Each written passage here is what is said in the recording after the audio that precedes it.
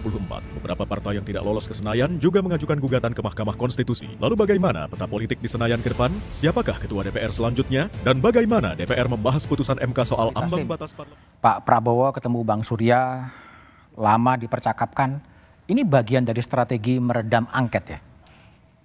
Saya mau jelaskan dari awal. Jadi ketika pertama kali angket ini diwacanakan oleh Pak Ganjar, kita dengan sungguh-sungguh sepenuh hati memikirkan bagaimana ambil peran dalam angket. Kita dengan Pak Habib dan Sekjen PKB sudah rapat 4 kali, sudah sampai tim kita, tim teknis kita mempersiapkan materi-materi berdasarkan pengaduan-pengaduan daerah yang nanti akan kita sumbangkan ke panitia angket di DPR.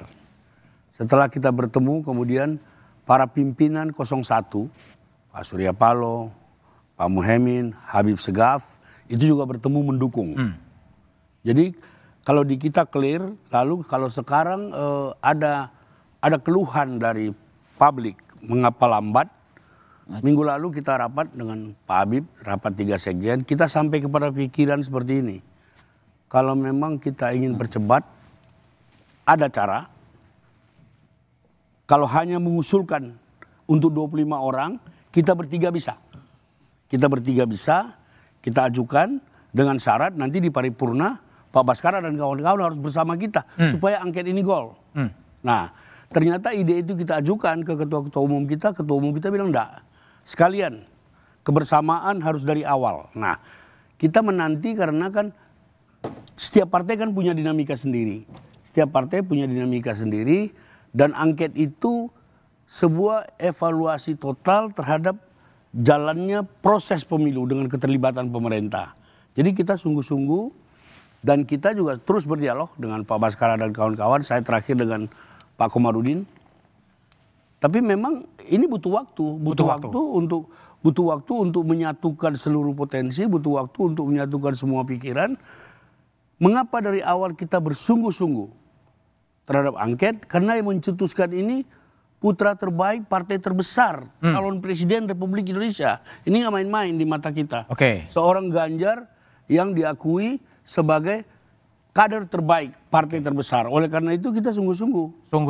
Sungguh-sungguh dan kalau sekarang kesannya gembos.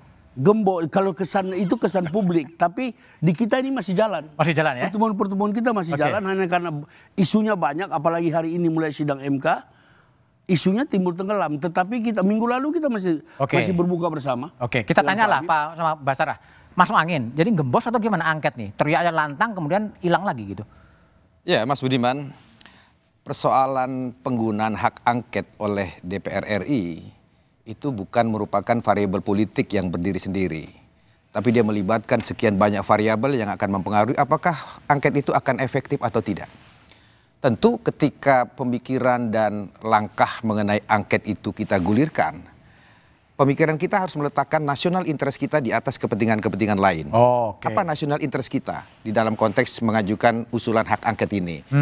Oleh karena itu, PDI Perjuangan melihat bahwa dugaan yang muncul di tengah-tengah masyarakat atas berbagai praktek pelanggaran sekian banyak undang-undang di dalam proses tahapan pemilu presiden kemarin sebagai sesuatu yang harus diuji oleh satu mekanisme politik yang secara konstitusional diberikan oleh undang-undang dasar kita dan undang-undang MD3, yaitu hak angket, hak untuk menyelidiki apakah benar presiden bersama para pembantu-pembantunya telah melanggar sekian banyak peraturan perundang-undangan.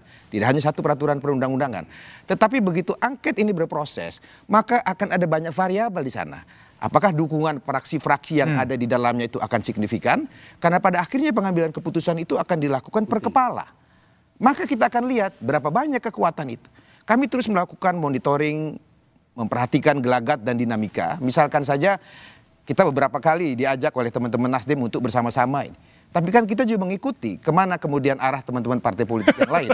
Ya, tapi sampai sejauh ini, tapi tentu kita dengan satu asumsi menghormati jurisdiksi politik setiap partai untuk menentukan langkah kebijakan dan langkah politik yang masing-masing. Tapi sampai hari ini, PDI Perjuangan melalui Ibu Megawati Soekarno Putri, ketua umum kami yang memiliki hak prerogatif, belum menyatakan mundur dari hak angket itu. Belum mundur dan bahkan belum melakukan pertemuan-pertemuan dengan Pak Prabowo ataupun yang lainnya. Karena kami taat asas. Pemilu belum selesai, masih ada tahapan sengketa PHPU di Mahkamah Konstitusi. Kita lihat dulu sampai hasil di sana. Jadi double track ini tetap kami lakukan. Kajian akademis atau naskah akademis untuk angket itu terus kami perdalam sambil menunggu momentum politiknya. Legal action kami lakukan lewat PHPU di Mahkamah Konstitusi. Oke, baik. Begitu, Mas Edi Suparno, masih perlu bagi perwakilan dari 02 untuk dilakukan hak angket?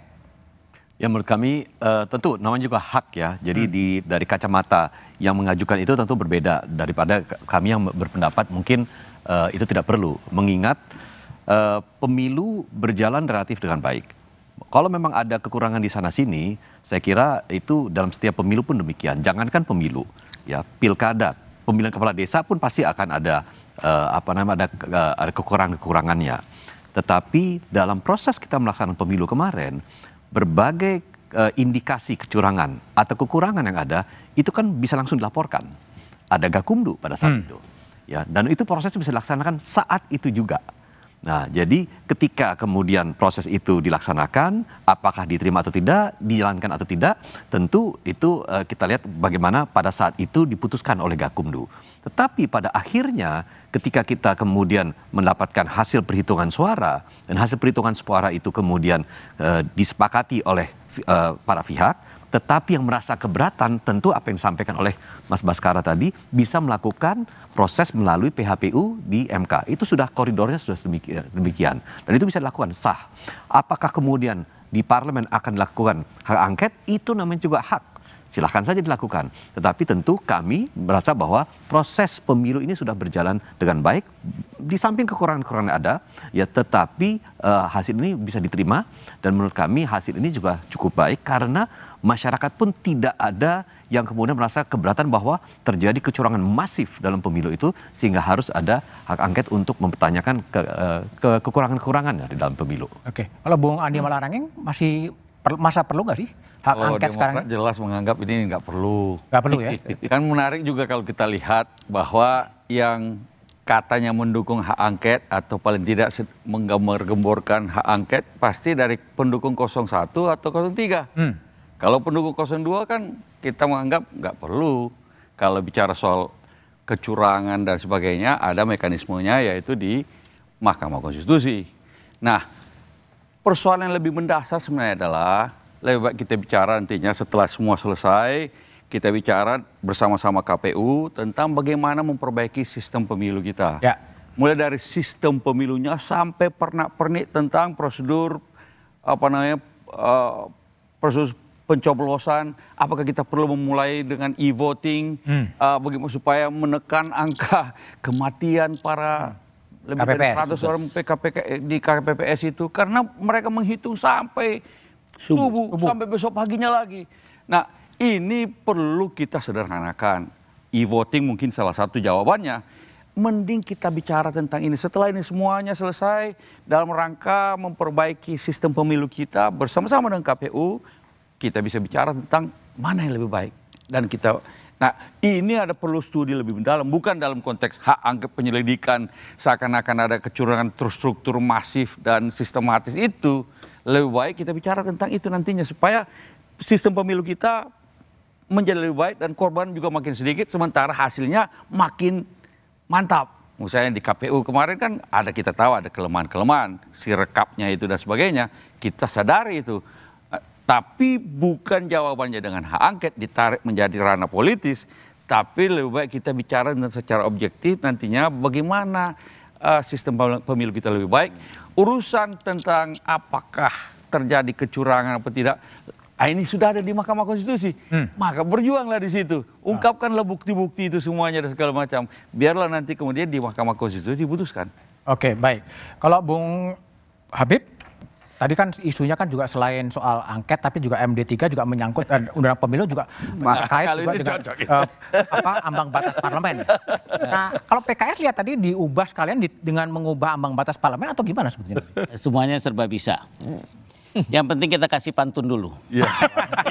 Penyanyi biasa disebut biduan, penyair biasa disebut budayawan. Angket bukan momok, menakutkan. Oke. bisa dilakukan untuk sarana perbaikan. Mantap. Jadi bagi partai pemenang yang udah pengen duduk tenang, emang palanya udah enteng. Gitu.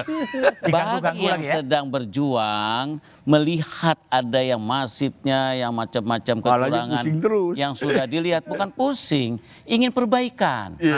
Nah, perbaikan itu adalah satu hak politik yang pantas dilakukan. Nah, kebetulan Majelis Syuro PKS juga mengamanahkan untuk peran itu. Kami bertiga antara Nasdem, PKS, kebetulan di 01 itu sudah duduk-duduk menunggu dari Bapak Baskara. Sebab kalau nggak nunggu itu ya nggak jelas bangka kita. Percuma kita melakukan angket kalau kita tahu hak suara kita nggak nendang gitu. Jadi menurut saya tidak salah hak politik ini dilakukan dalam rangka pemenangan, bukan yang sekedar di MK.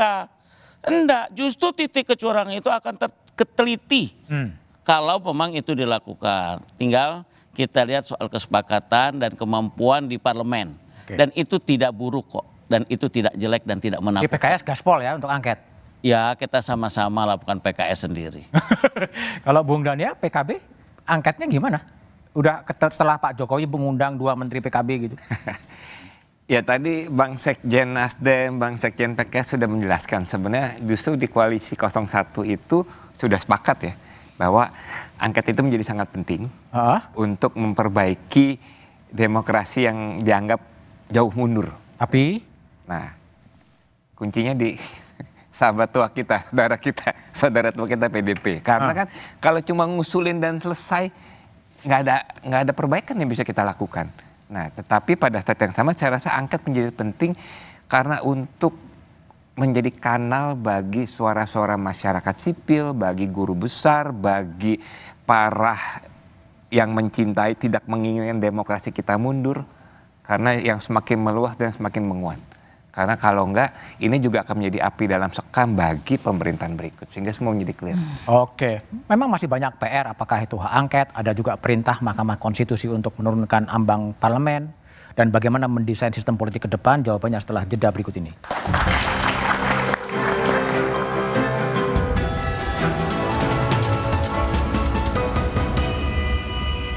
Simak pembahasannya dalam Satu Meja, The Forum, pasca pemilu 2024, koalisi atau